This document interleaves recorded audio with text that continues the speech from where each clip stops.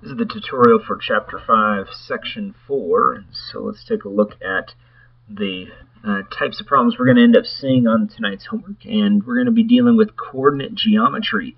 And we'll take a look at dilations again. We've done dilations in the past, but we're going to take a look at some other transformations as well. And so eventually, and so we'll end up starting just with dilations and taking a look at scale factor again.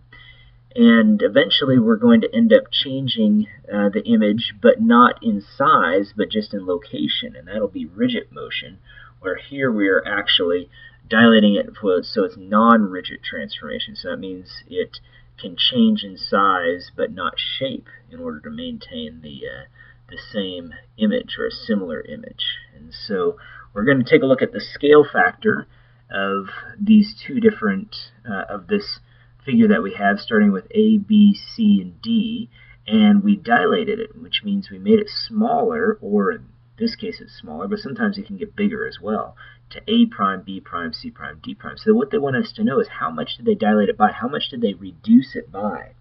And so reducing is actually, and enlarging is a common term that you see when you're dealing with copies in a copy machine. We reduce an image, and so we take a percentage of that image, and the percentage can always be changed to a fraction, because that's what a percentage is, just a number over 100. So that's what we'll be doing here, except we'll just be leaving it as a fraction. So scale factor is always the image over the original, or the new over the original. And so we're going to take a look at just one component of our drawing here. And so let's take a look at A. And so A has a point of an ordered pair of 1, 2, 3, 4 to the left, so -4, and then it goes up 1, 2, 3, 4, so -4, comma 4. Well, A prime went from that point, and it moved to this point here, so it went 2 spaces to the left and 2 spaces up, so -2, 2. So with scale factor, we're always changing or modifying both components to the ordered pair. So all we have to do is look at one of these components. So I'm going to take a look at this component right here.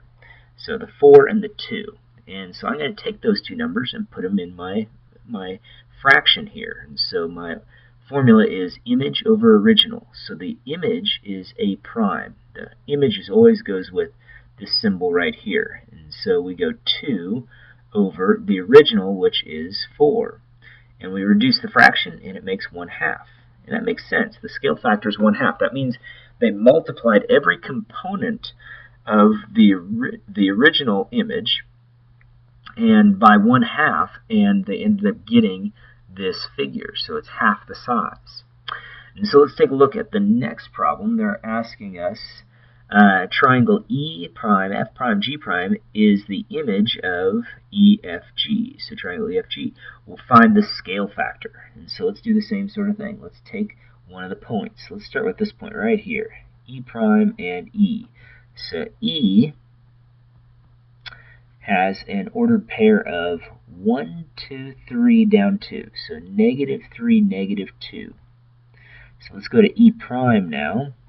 And that one goes over 1, 2, 3, 4.5. So -4 and 1/2, comma, and then it looks like it goes down 1, 2, 3.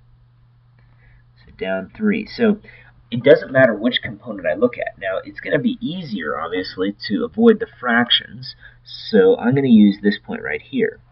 And so remember, it always goes image over original. Now notice that this new image is getting bigger. So our answer should be something that's bigger than 1. A reduction is always going to be a number that is smaller than 1. So reduction, it has a scale factor between 0 and 1. We can't have a scale factor of 0, because that would mean the image would disappear when we multiplied everything by 0. 1 would not change the sign. So a reduction in size is always going to be a fraction. So a number between 0 and 1. But this is what we call an enlargement. So an enlargement is going to have a scale factor that is larger than 1. I'll point that out once we get to that image, or we'll get to this scale factor. So as we're doing the problem, always look to see if your scale factor ends up being bigger than 1 or smaller than 1. And then look at your image to see if that makes sense. So remember, scale factor is image over the original.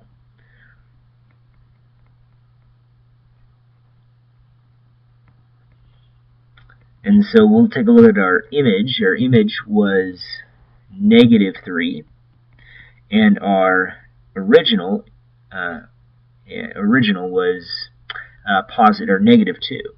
And so we go ahead and do the reducing, and we end up with 1.5 or 1/1/2. And so you notice that this number is an enlargement because it is bigger than 1. So enlargement means or has a scale factor greater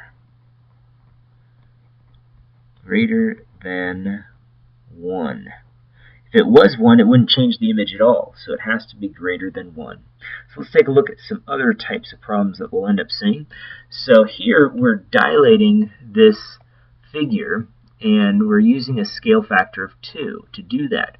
And so we're going to go ahead, and since it's a scale factor 2, that means it should be bigger. So it's going to be an enlargement. And so we'll see that image getting bigger. So let's take all the points. And so let's start off with A, and we'll go ahead and name that point. It looks like it's -2, 2. And then we've got B, and that point is 1 over to the right and 2 spaces up. C is, looks like 3 spaces to the right and 1 space down. D is 2 spaces to the left and 1 space down. So we're going to go to, now notice the arrow means we're going to, and we're going to a image that has, we'll call it A prime, and we're doubling each of these 2 components of the ordered pair. So it becomes -4 and 4. So why did I do that? Well, it tells me that's what I'm doing. I'm multiplying by 2. That's what the scale factor is. So the next one is B prime, and I'll double 1, I get 2. Double 2, I get 4. And then on C, I'm going to double 3, and that's where I get 6. I double -1, and I get -2. And then D prime, I'm going to double -2, I get -4. Double -1, and I get -2. So now I've got my points. I'm ready to go ahead and plot them. So I put the decimal, or I'm going over 4 spaces to the left, going up 4 spaces, and I'll put A prime. And then for B prime, I'm going 2 spaces to the right and 4 spaces up. I'll call that B prime. And then C prime is 6 spaces to the right, 2 spaces down, C prime. And then D prime is 4 spaces to the left and 2 spaces down. And this is my figure. So it's the same figure. And notice when I'm doing a dilation, this figure is going to stay the same shape. Shape's not changing. What's changing is just the size when we're dealing with dilations. So now they're asking one more thing. They want to know what the perimeter of the image is. So let's go ahead and find all the different sides. Let's start with AB. A prime, B prime, that line segment. So we're counting the spaces. 1, 2, 3, 4, 5, 6. I'm going to save this one that goes off at an angle. Let's do another one. AD. And so that line segment is 1, 2, 3, 4, 5, 6. Make sure you count the spaces, not the points. Don't count this as 1. That's 0. So here I'm starting at D prime going to C prime. And so again, I'm counting the spaces. 1, 2, 3, 4, 5, 6, 7, 8, 9, 10. Now I need to find the one at an angle. So this is where I'm going to use Pythagorean's theorem. So let's draw a little picture here of what we've got. And actually, I'm going to draw it the way they've got the picture. So let's see here. I'm going to go ahead and do this. If I look at it this way, this triangle here, right there. So I'm going to go over, and it looks like it's 1, 2, 3, 4 spaces. And I'm going to go down, and I'm going down 1, 2, 3, 4, 5, 6 spaces. And this is the line I want. I want this hypotenuse. So there's my right triangle. And so my formula again is a squared plus b squared equals c squared. So I'm going to do 4 squared plus 6 squared equals c squared. Square these numbers, I get 16 and 36 equals c squared, and that makes 52, which is not a perfect square, but I can estimate what that's going to be because I know some perfect squares that it's between. And so 49 is a perfect square and 64. 49 makes 7, square root of 64 is 8, and 52 is closer to 7. So it's not quite going to be 7, but it's going to be a little bigger. So let's say about 7.2 or so. So that's what we'll call it. So let's go and rewrite that number. So now we've got BC after a little bit of work there. Line segment BC we'll say is 7.2. So then we just get to add up these numbers. 6, 6, 10, and 7 make 29. And then I've got that 2/10 as well. So 29 and 2/10 units. That is the perimeter. Well, those are the types of problems you're going to see on tonight's homework. Good luck.